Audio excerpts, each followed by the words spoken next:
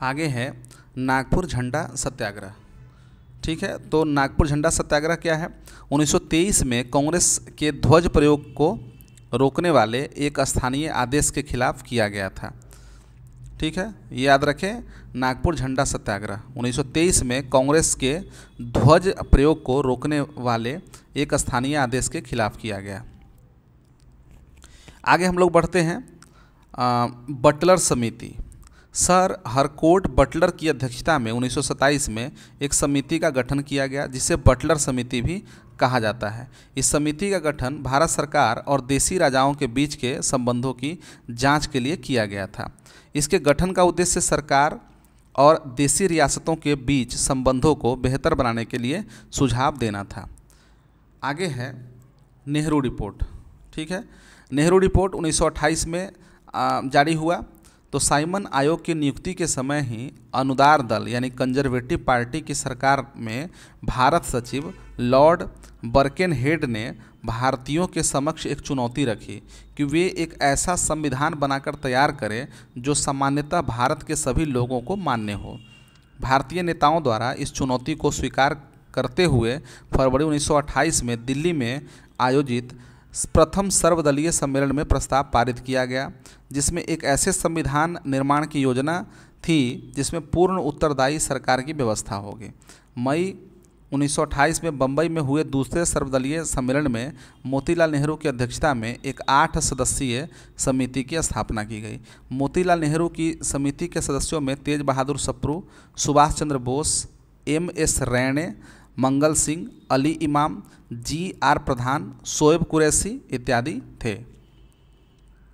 मोतीलाल नेहरू की अध्यक्षता वाली समिति ने अगस्त 1928 में अपनी रिपोर्ट प्रस्तुत की, जिसे नेहरू रिपोर्ट के नाम से जाना गया। इस रिपोर्ट में भारत के नए डोमिनियन संविधान का खाका था।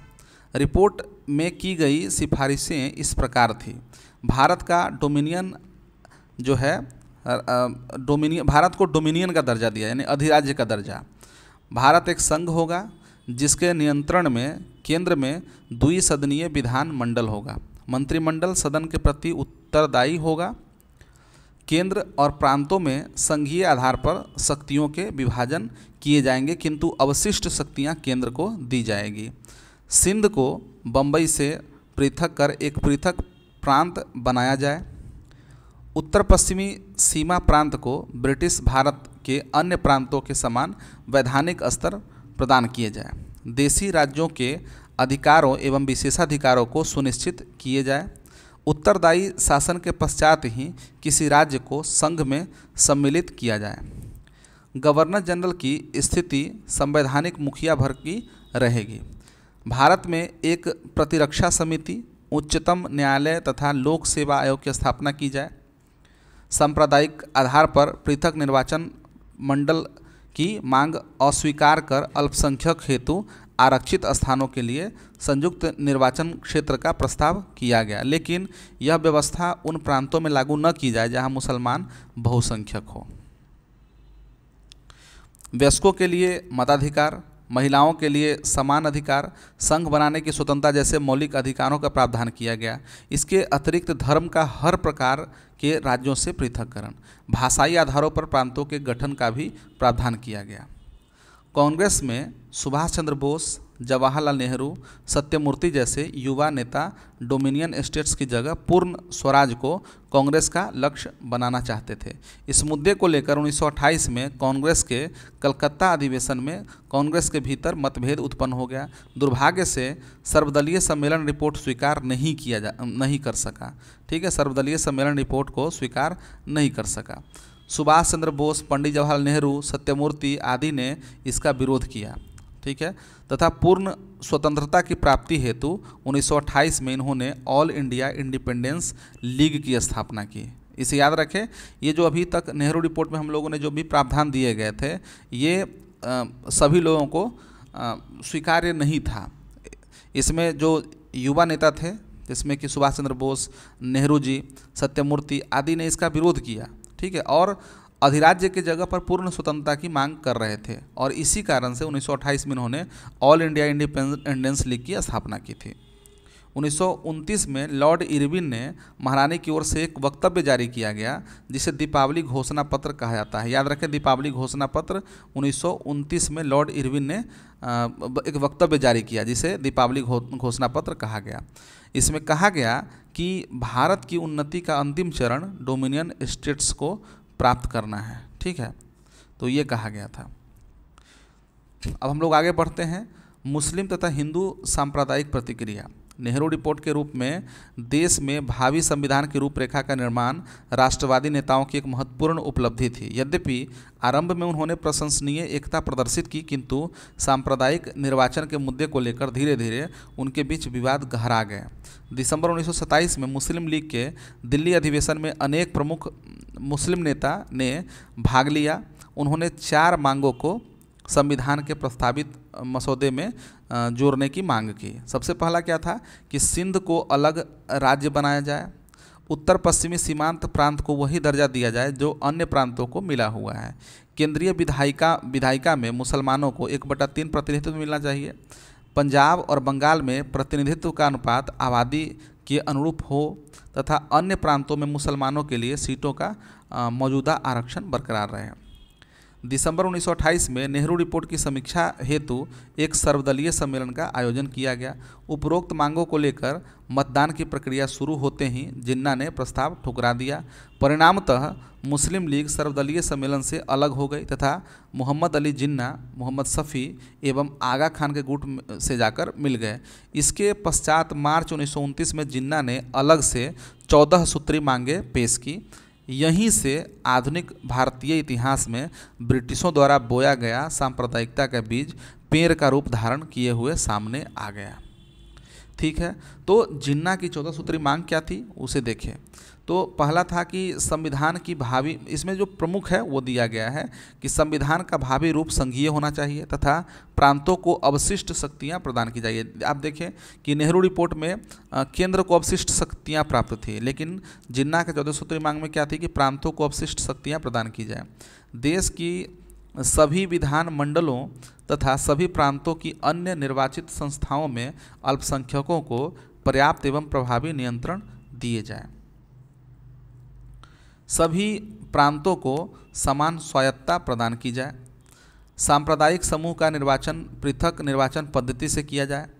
केंद्रीय विधानमंडल में मुसलमानों के लिए 1/3 स्थान आरक्षित किए जाए। सभी संप्रदाय को धर्म, पूजा, उपासना, विश्वास, प्रचार एवं शिक्षा की पूर्ण स्वतंत्रता प्रदान की जाए।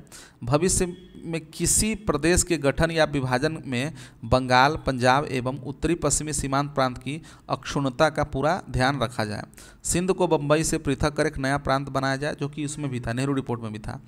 किसी निर्वाचित निकाय या विधानमंडल में किसी संप्रदाय से संबंधित कोई विधेयक तभी पारित किया जाएगा जब उस संप्रदाय के 3/4 सदस्य उसका समर्थन करेंगे। सभी सरकारी सेवाओं में योग्यता के आधार पर मुसलमानों को पर्याप्त अवसर दिए जाएं। अन्य प्रांतों की तरह बलूचिस्तान एवं उत्तर पश्चिमी सीमा प्रांत में भी सुधार कार्यक्रम प्रारंभ किए जाएं। संविधान में मुस्लिम धर्म, संस्कृति, भाषा, व्यक्तिक विधि, मुस्लिम धार्मिक संस्थाओं के संरक्षण एवं अनुदान हेतु आवश्यक प्रावधान किए जाएं। केंद्रीय विधानमंडल द्वारा भारतीय संघ के सभी राज्यों की सहमति बिना कोई संवैधानिक संशोधन न किए जाए। मुस्लिम संस्कृति, धर्म, पर्सनल लॉ और धर्मार्थ संस्थाओं, चैरिटेबल इंस्टीट्यूशन को सुरक्षा प्रदान की जाए। तो ये सभी थे जिन्ना के 14 सूत्री मांग। अब आगे है कांग्रेस का लाहौर अधिवेशन 1929। ये काफ़ी महत्वपूर्ण अधिवेशन था। इसे देखें कि दिसंबर 1929 में कांग्रेस का अधिवेशन लाहौर में हुआ, जिसकी अध्यक्षता जवाहरलाल नेहरू द्वारा की गई। इस अधिवेशन में स्पष्ट कहा गया कि नेहरू रिपोर्ट को लागू करने की अवधि समाप्त हो गई है, अब पूर्ण स्वाधीनता की मांग बुलंद की जाए। इस अधिवेशन में कुछ ऐतिहासिक प्रस्ताव पारित किए गए। नेहरू रिपोर्ट को निरस्त घोषित कर दिया गया। लाहौर अधिवेशन में पारित पूर्ण स्वराज के प्रस्ताव के अनुसार कांग्रेस के संविधान में स्वराज्य शब्द का अर्थ अब से पूर्ण स्वतंत्रता या पूर्ण स्वराज होगा। ठीक है, इसे अब राष्ट्रीय आंदोलन का लक्ष्य निर्धारित किया गया। ठीक है। तो सबसे बड़ा ये जो है सवाल है कि पूर्ण स्वराज जो शब्द है वो कब से अस्तित्व में आया और कांग्रेस का लक्ष्य कब से हो गया।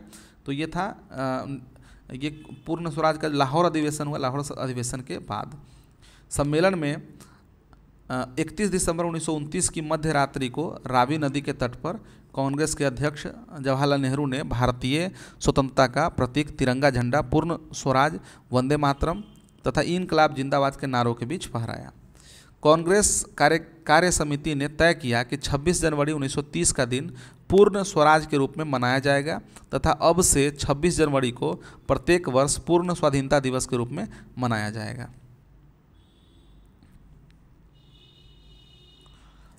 कांग्रेस कार्यकारिणी समिति ने लाहौर अधिवेशन में ही गांधी जी को यह अधिकार दिया कि वह देश में सविनय अवज्ञा यानी कि सिविल नाफरमानी आंदोलन छेड़े। लाहौर अधिवेशन के अध्यक्षीय भाषण में जवाहरलाल नेहरू ने स्पष्ट किया कि मैं एक समाजवादी और गणतंत्रवादी हूं और मुझे राजाओं तथा राजकुमारों में या आधुनिक राजा बनाने वाली फैक्ट्रियों में विश्वास नहीं है। ठीक है, तो ये था लाहौर अधिवेशन। अब हम देखते हैं गांधी जी की 11 सूत्री मांगे क्या थी, वो देखते हैं। तो गांधी जी ने वायसराय लॉर्ड इरविन एवं ब्रिटिश प्रधानमंत्री रैमजे मैकडोनाल्ड के सम्मुख 31 जनवरी 1930 को 11 सूत्री मांगे रखी जो निम्नलिखित थी। पहला, सेना के खर्च तथा सिविल सेवाओं के वेतन में 50% की कटौती। डाक आरक्षण बिल पास किए जाए। तीसरा, पूर्ण शराबबंदी होनी चाहिए। चौथा, राजनीतिक बंदियों की रिहाई होनी चाहिए। पांचवा, आपराधिक गुप्तचर विभाग में सुधार होनी चाहिए। हथियार कानून में सुधार करके आत्मरक्षा हेतु भारतीयों को बंदूकों इत्यादि के लाइसेंस की स्वीकृति प्रदान की जाए। रुपया स्टर्लिंग के विनिमय अनुपात को घटाकर 1 शिलिंग 4 पेंस करना। आठवां, वस्त्र उद्योग को संरक्षण प्रदान करना। नवां, भारतीय समुद्र तट केवल भारतीयों के लिए आरक्षित करना। 10वां, भूमि कर में कटौती हो तथा उस पर काउंसिल का नियंत्रण हो। 11वां, नमक कर व नमक पर सरकारी एकाधिकार को समाप्त करना। गांधी जी की इन मांग पर सरकार ने कोई सकारात्मक रुख नहीं अपनाया। फलतः 14 फरवरी 1930 को साबरमती में कांग्रेस कार्यकारिणी की समिति की एक बैठक में गांधी जी के नेतृत्व में सविनय अवज्ञा आंदोलन चलाने का निश्चय किया गया।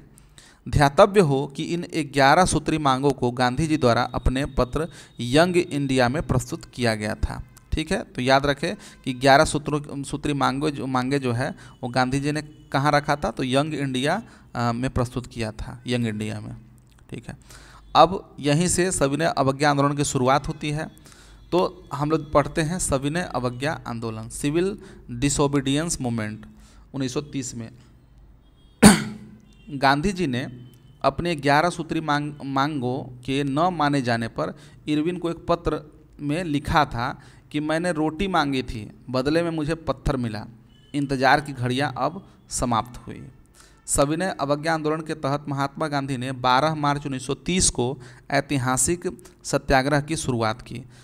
गांधी जी साबरमती आश्रम से अपने 78 अनुयायियों के साथ 240 मील, कुछ मानकों स्रोतों से है 241 यानी 40-41 मील के आसपास है, तो 78 अनुयायियों के साथ 240 मील या लगभग 375 किलोमीटर की लंबी पदयात्रा के बाद 5 अप्रैल 1930 को गुजरात के समुद्र तट पर स्थित दांडी गांव पहुंचे, जिसे दांडी मार्च के नाम से हम लोग जानते हैं। तो इसी के साथ उन्होंने 6 अप्रैल 1930 को दांडी में मुट्ठी भर नमक बनाकर नमक कानून को तोड़ा। तो सुभाष चंद्र बोस ने इस अभियान की तुलना नेपोलियन के अल्बा से पेरिस की ओर किए जाने वाले मार्च तथा राजनीतिक सत्ता प्राप्ति हेतु मुसोलिनी के रोम मार्च से की। याद रखें, सुभाष चंद्र बोस ने जो गांधी जी का नमक सत्याग्रह था, जो दांडी मार्च था, दांडी यात्रा, उसकी तुलना एक तो नेपोलियन से की और दूसरा मुसोलिनी से किया।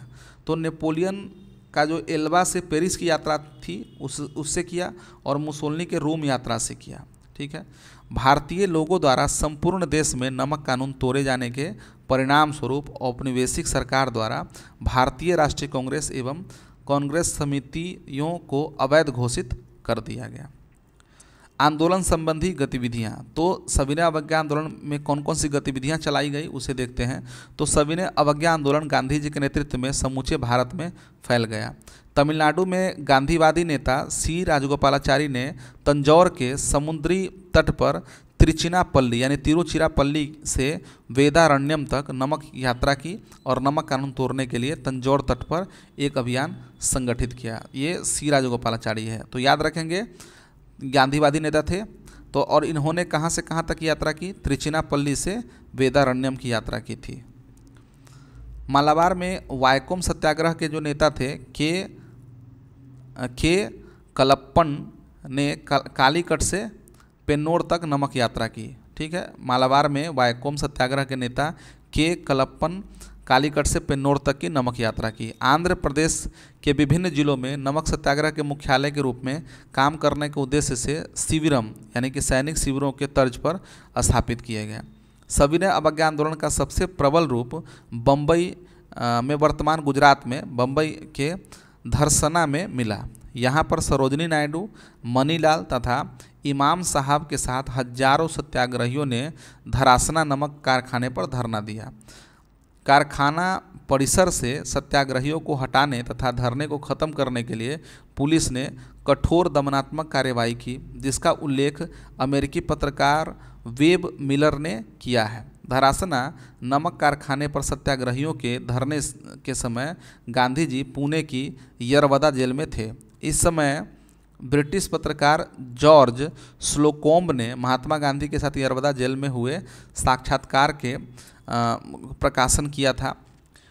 इसका महात्मा गांधी ने यरवदा जेल से धार्मिक गीति काव्य सॉन्ग फ्रॉम प्रिजन की रचना की थी। याद रखें, सॉन्ग फ्रॉम प्रिजन, ये गीति काव्य की रचना गांधी जी ने कहाँ से की थी? तो यरवदा जेल से की थी, जब यह सविनय अवज्ञा आंदोलन के समय में बंदी थे। असम के सिलहट नामक स्थान से बंगाल के नोआखाली समुद्र तट तक की यात्रा कर नमक कानून तोड़ने का प्रयास किया गया। पश्चिमोत्तर सीमा प्रांत के मुसलमानों ने खान अब्दुल गफ्फार खान के नेतृत्व में सविनय अवज्ञा आंदोलन चलाया। उनके नेतृत्व में खुदाई खिदमतगार या लाल कुर्ती संगठन ने सविनय अवज्ञा आंदोलन में सक्रिय भूमिका निभाई। इन्होंने पख्तून नामक पत्रिका निकाली। याद रखें, पख्तून नामक पत्रिका किसने निकाली? तो खान अब्दुल गफ्फार खान निकाली। और इनका एक संगठन था जिसका नाम क्या था? लाल कुर्ती संगठन या खुदाई खिदमतगार इसे कहा जाता। तो ये था। उत्तर पश्चिमी सीमा पर आंदोलनकारियों से निपटने में सरकार को अधिक परेशानियों का सामना करना पड़ा। आंदोलनकारियों को दबाने के लिए गढ़वाल रेजिमेंट की कुछ टुकड़ियां पेशावर भेजी गई थी। गढ़वाल रेजिमेंट के सिपाहियों ने निहत्थे आंदोलनकारियों पर गोली चलाने से मना कर दिया था। उत्तर पूर्व की जनजातियों ने भी आंदोलन में बढ़ चढ़कर भाग लिया। और हम लोगों ने जनजातीय आंदोलन में पढ़ा था, 16 वर्षीय युवा नागा महिला रानी गेंडालियू ने अपने नागा साथियों के साथ सविनय अवज्ञा आंदोलन को समर्थन दिया था।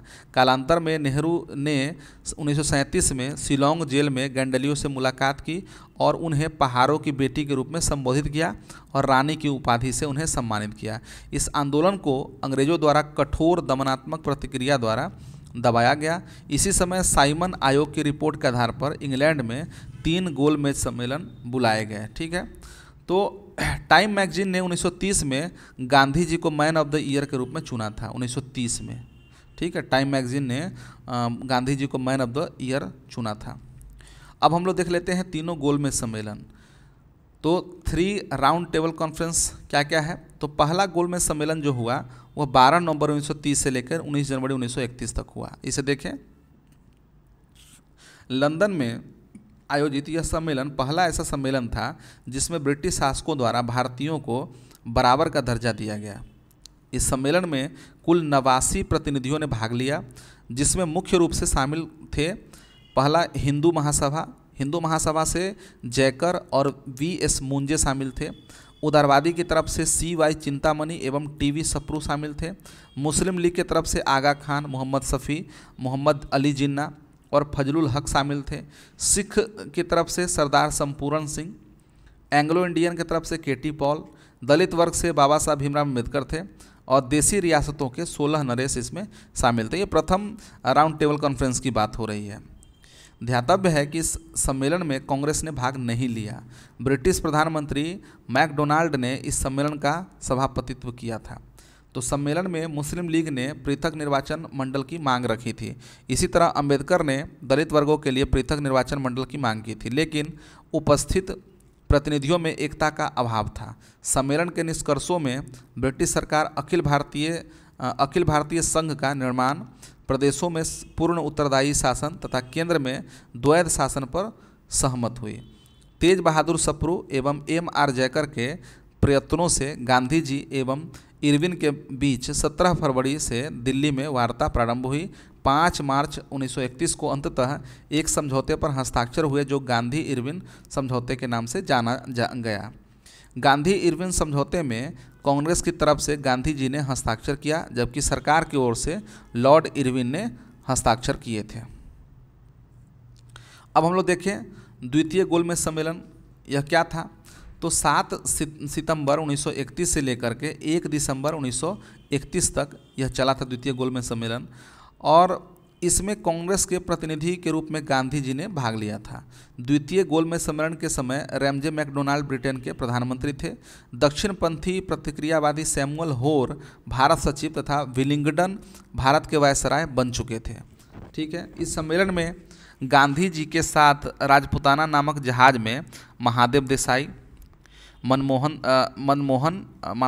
मोहन मालवीय, देवदास गांधी, घनश्याम दास बिरला एवं मीराबेन भी इसमें शामिल थी।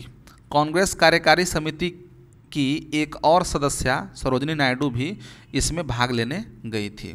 तो इन सभी नेताओं के नाम आप जरूर याद रखें। द्वितीय गोलमेज सम्मेलन सांप्रदायिक समस्या पर विवाद के कारण पूरी तरह से असफल रहा।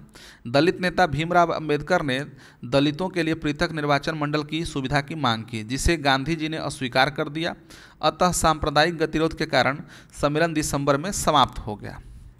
इसी सम्मेलन के दौरान विंस्टन चर्चिल ने गांधी जी को अर्धनग्न फकीर कहा था। 28 दिसंबर 1931 को गांधी लंदन से खाली हाथ निराश बम्बई पहुँचे। स्वदेश पहुँचने पर उन्होंने कहा कि यह सच है कि मैं खाली हाथ लौटा हूँ, किंतु मुझे संतोष है कि जो ध्वज मुझे सौंपा गया था मैंने उसे नीचे नहीं होने दिया और उसके सम्मान के साथ समझौता नहीं किया। भारत आकर गांधी जी ने विलिंगटन जो वायसराय थे उस समय के, उनसे मिलना चाहा, लेकिन वायसराय ने मिलने से मना कर दिया। दूसरी तरफ गांधी इरविन समझौते को भी सरकार ने दफन कर दिया। अंततः मजबूर होकर गांधी जी ने द्वितीय सविनय अवज्ञा आंदोलन की शुरुआत करने की घोषणा की। ठीक है, अब है तृतीय गोलमेज सम्मेलन, जो कि 17 नवंबर 1932 से लेकर 24 दिसंबर 1932 तक हुआ है। तो भारतीय राजनीतिक परिदृश्यों की गतिविधियों से अबाधित ब्रिटिश सरकार ने अपने संवैधानिक सुधारों को जारी रखा। 17 नवंबर 1932 को तृतीय गोलमेज सम्मेलन का लंदन में आयोजन किया गया। इस सम्मेलन में कांग्रेस ने हिस्सा नहीं लिया। 24 दिसंबर 1932 को सम्मेलन की समाप्ति के बाद श्वेत पत्र जारी किया गया। श्वेत पत्र पर विचार हेतु लॉर्ड लिनलिथिगो की अध्यक्षता में ब्रिटिश संसद की एक संयुक्त समिति गठित की गई। इसी समिति की रिपोर्ट के आधार पर सैमुअल होर द्वारा भारत शासन अधिनियम हेतु ब्रिटिश संसद में बिल पेश किया गया। ब्रिटिश सम्राट ने अगस्त 1935 में इस विधेयक पर अपनी सहमति दे दी। यह विधेयक भारत शासन अधिनियम 1935 के नाम से जाना गया। अब हम लोग देखते हैं कि गांधी इरविन समझौता जो हुआ था वह क्या था। दिल्ली समझौता भी जिसे कहा गया। तो 5 मार्च 1931 को दिल्ली में एक समझौता हुआ था। इस समझौते को गांधी इरविन समझौता कहा जाता है। सरोजिनी नायडू ने इसे दो महात्माओं का मिलन कहा। इस समझौते के अंतर्गत जो शर्तें वायसराय इरविन द्वारा मानी गई वे निम्न हैं। जिन राजनीतिक बंदियों पर हिंसा के आरोप हैं उन्हें छोड़कर शेष को रिहा कर दिया जाएगा। भारतीय समुद्र किनारे नमक बना सकते हैं। भारतीय लोग शराब व विदेशी वस्त्रों की दुकानों पर कानून की सीमा के भीतर धरना दे सकते हैं।